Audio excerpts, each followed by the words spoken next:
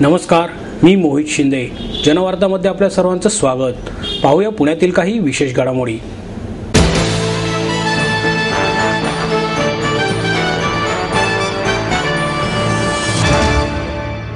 राजकीय पक्ष आरक्षण हा शब्द वापरून चुकीच्या संकल्पना राबवत आहेत, अशी टीका मनसेचे अध्यक्ष राज ठाकरे यांनी केली. महाराष्ट्र नवनिर्माण महिला सेनेच्या वतीने महिला मेळाव्याचे आयोजन करण्यात आले होते.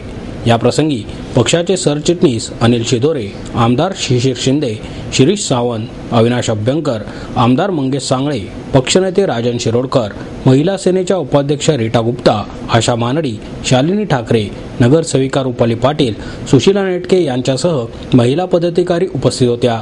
या प्रसंगी विविध क्षेत्रात उत्कृष्ट कार्य केलेल्या 7 महिलांचा सन्मानही करण्यात आला.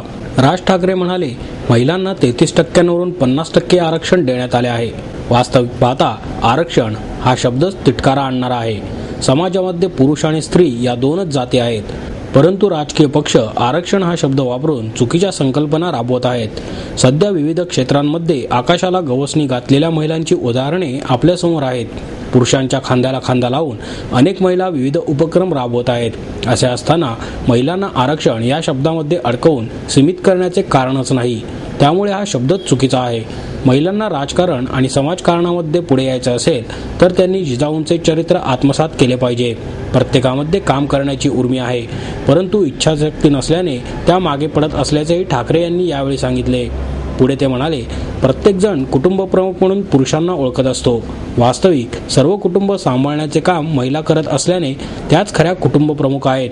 देशाला स्वातंत्र्य मिळून अनेक वर्ष उलटले असतानाही अद्यापही महिलांसाठी साधे स्वच्छतागृह उभारता आलेले नाही.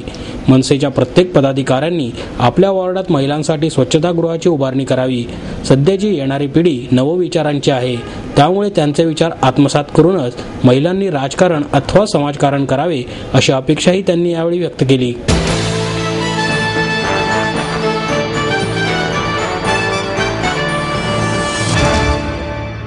शिक्षक आमदार भगवानराव साळुंखे यांनी महाराष्ट्र राज्य शिक्षण कार्यालयाबाहेर बेमुदत उपोषणास सुरुवात केली आहे.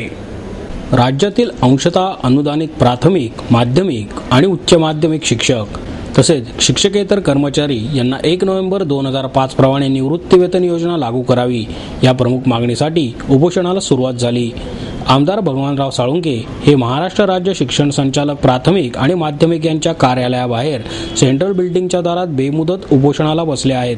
शासनाने एका अध्यादेशाद्वारे 1 नोव्हेंबर 2005 प्रमाणे सुरू असलेली प्राथमिक, माध्यमिक, उच्च माध्यमिक शिक्षक आणि शिक्षकेतर यांच्यासाठीची निवृत्तीवेतन योजना रद्द करून नवीन योजना सुरू करण्याचे ठरवले आहे.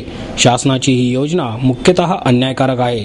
याबाबत आमदार साळुंखे यांनी मुख्यमंत्री आणि उपमुख्यमंत्री यांना अनेक वेळा निवेदन सादर केले, मात्र त्याबाबत अद्याप कार्यवाही झालेली नाहीच, तर कोणत्याही प्रकारची उत्तरे सुद्धा मिळालेली नाही. शासनाच्या अशा बेजबाबदार कृतीने शिक्षकांच्या प्रश्नांसाठी शिक्षक आमदारांना अशा प्रकारे भूमिका घ्यावी लागली आहे.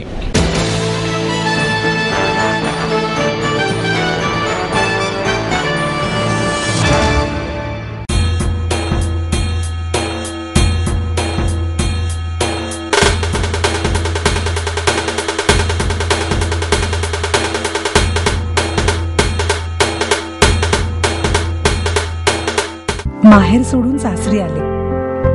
इथेही प्रेमाची, मायेची माणसं होती, पण माझं भविष्य सुरक्षित आहे ह्याचा आनंद, आत्मविश्वास वाढवणारा होता. Samruddha Jeevan multistate multipurpose cooperative society limited. गुंतवणूक भावनांची, आनंद लक्षावधीचा. Samruddha Jeevan multistate multipurpose cooperative society limited.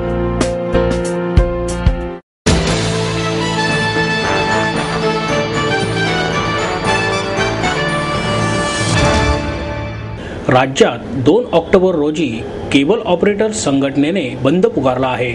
Set top box आल्यापासून केबल चालकांची पिळवणूक सुरू आहे. केबल मालकाला एजंट बनवण्याचा प्रयत्न MSO कंपनीचा सुरू आहे. त्यामुळे आमच्या हक्कांच्या मागण्यांसाठी येत्या 2 ऑक्टोबरला महाराष्ट्र केबल ऑपरेटर फेडरेशनच्या वतीने राज्यभर साखळी बंद आंदोलन करण्यात येणार आहे, अशी माहिती फेडरेशनचे अध्यक्ष अरविंद प्रभुणे यांनी दिली.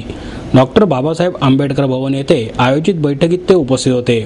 पुणे आणि मुंबई आदी शहरातील केबल चालकही यावेळी उपस्थित होते. अरविंद प्रभुणे म्हणाले, सेट टॉप बॉक्स सक्तीचा केला असला तरी त्याची मालकी हक्क, रिपेअरिंग आदी बाबत MSO कंपनीने केबल चालकांशी कोणतीही चर्चा केली नाही. प्रत्येक कनेक्शन मागे 120 रुपये कंपनी घेते.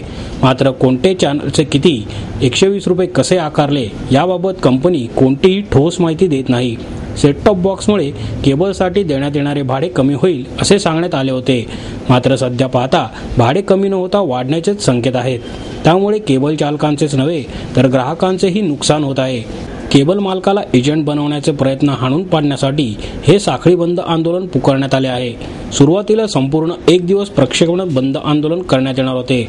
मात्र 2 ऑक्टोबरला राज्यात साखळी बंद म्हणजे प्रत्येक शहरात टप्प्याटप्प्याने अर्धा ते 1 तास प्रक्षेपण बंद करण्यात येणार आहे, असे प्रभुणे यांनी स्पष्ट केले.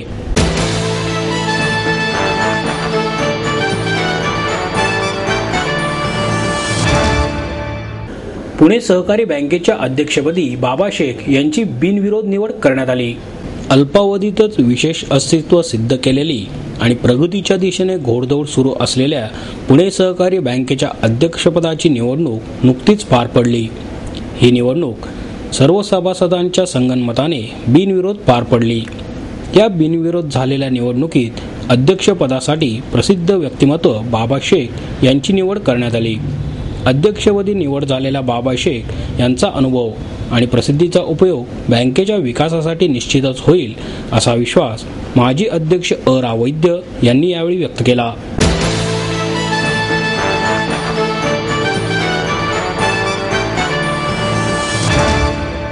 आई वडिलांनी पै जमवून मला शिकवण्याचा निर्णय घेतलेला कळत होता. माझ्या उच्च शिक्षणासाठी त्यांनी मला कायमचा आधार मिळवून दिला होता. त्यांनी स्वतःसाठी कधीच काही केलं नाही, पण माझ्यासाठी Samruddha Jeevan multistate multipurpose cooperative society limited. गुंतवणूक भावनांची, आनंद लक्षावधीचा.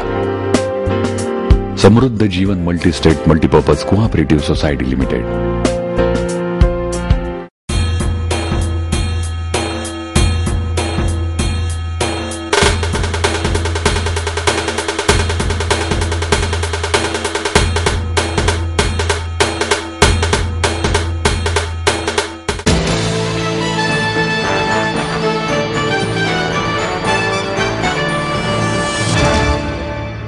यंदाचा चतुःशृंगी नवरात्रोत्सव 5 ते 18 ऑक्टोबर दरम्यान चालणार आहे. संस्कृतीची मूल्ये आणि उत्सवाचे पावित्र्य जपत काळानुरूप उत्सवाला हायटेक रूप देत महाजत्रा आणि त्याचबरोबर प्लास्टिक मुक्त समाजासाठी जनजागृती करत चतुःशृंगी देवस्थान ट्रस्ट आणि चतुःशृंगी सेवा समितीच्या वतीने नवरात्रोत्सव साजरा करण्यात येणार आहे. घटस्थापना ते कोजागिरी पौर्णिमा यापर्यंत हा उत्सव चालणार आहे. श्री चतुःशृंगी देवीच्या मंदिरात 5 ऑक्टोबरला सकाळी 7:30 ते 10:30 या वेळेत विधिवत पद्धतीने घटस्थापना करण्यात येईल. यावर्षीचे सालकरी होण्याचा मान समितीचे अध्यक्ष सुभाष अनगळ यांना मिळाला आहे. उत्सव काळात मंदिर 24 तास खुले राहणार आहे. उत्सवामध्ये सप्तशती, आरती, वेदपठण, भजनी मंडळ असे धार्मिक कार्यक्रम होणार आहेत, अशी माहिती कार्यकारी विश्वस्त नंदकुमार अनगळ यांनी दिली. 6 ऑक्टोबरला ललिता सहस्त्रनाम पूजा सकाळी 10 वाजता होईल, तर 7 ऑक्टोबर रोजी आजीबाईंचा बोंडला आयोजित करण्यात आला आहे. विजयादशमीच्या दिवशी सकाळी 9 ते दुपारी 12:30 या वेळेत नवचंडी महायाग आयोजित केला आहे. दसऱ्याला सीमोल्लंघनासाठी देवीची पालखी सायंकाळी 5 वाजता निघणार आहे. ही चांदीची पालखी 20 किलो वजनाची असून त्यात देवीची 32 किलोची चांदीची मूर्ती असणार आहे. हेलिकॉप्टरमधून पुष्पवृष्टी तसेच भूते, वाघ्या, मुरळी या देवीच्या सेवेकरींसह ढोल, लेझिम, बँड पथके हे मिरवणुकीचे खास वैशिष्ट्य असणार आहे. उत्सवासाठी 200 पोलीस कर्मचारी, अनिरुद्ध सेवा केंद्राचे 50 स्वयंसेवक, 25 सुरक्षा रक्षक, 25 होमगार्ड, 18 CCTV कॅमेरे, अग्निशामक दल तैनात असणार आहे. मंदिर परिसरात भाविकांचा वर्षभरासाठीचा 2 कोटी रुपयांचा विमा उतरवण्यात आल्याचे सुभाष अनगळ यांनी सांगितले.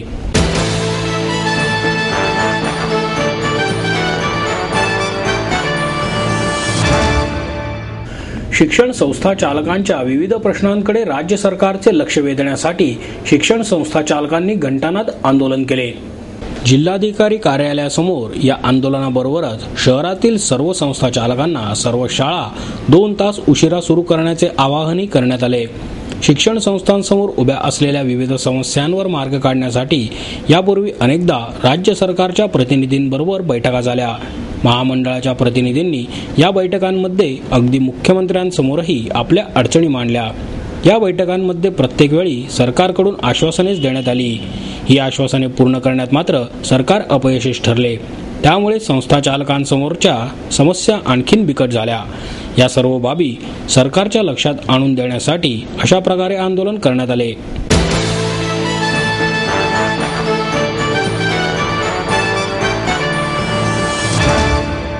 आपको देता है एडमिशन के साथ अपॉइंटमेंट लेटर भी.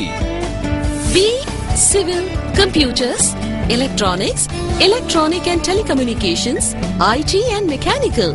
MA computers, electronics, IT and mechanical. Diploma engineering, mechanical and computer. MBA finance, HR and marketing. BCA, BBA, MBA and MCA for engineering और साथ ही D.Pharm, B.Pharm और M.Pharm भी. Siddhant international school CBSE from nursery to 5th standard. Siddhant college. Transport एवं hostel facility. 22 एकड़ का विशाल campus. AICT Delhi और Pune university द्वारा मान्यता प्राप्त.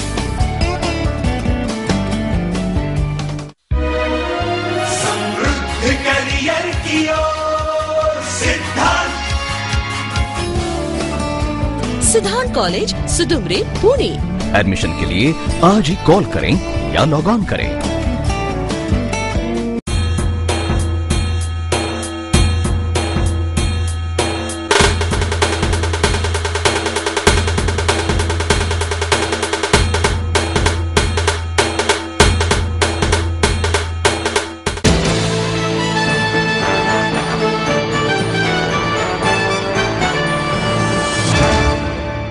बाल कल्याण संस्थेच्या वतीने जागतिक कर्णबधीर दिनानिमित्त विशेष कार्यक्रमाचे आयोजन करण्यात आले.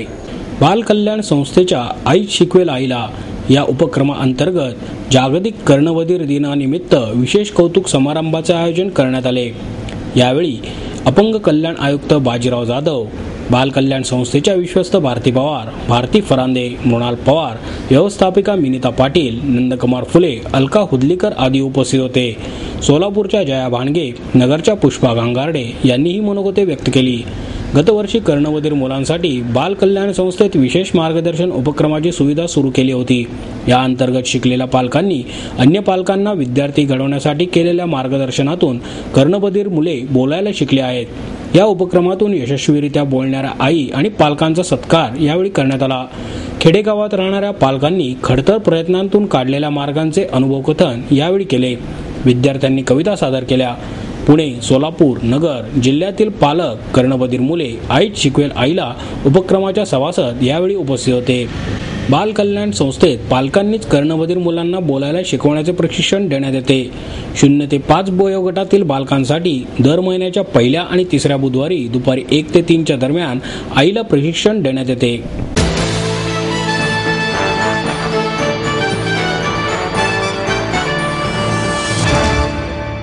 बांधकाम व्यावसायिकाशी झालेल्या कराराची पूर्तता करून घ्यावी असे आवाहन ग्राहक संघटनांच्या वतीने करण्यात आले आहे.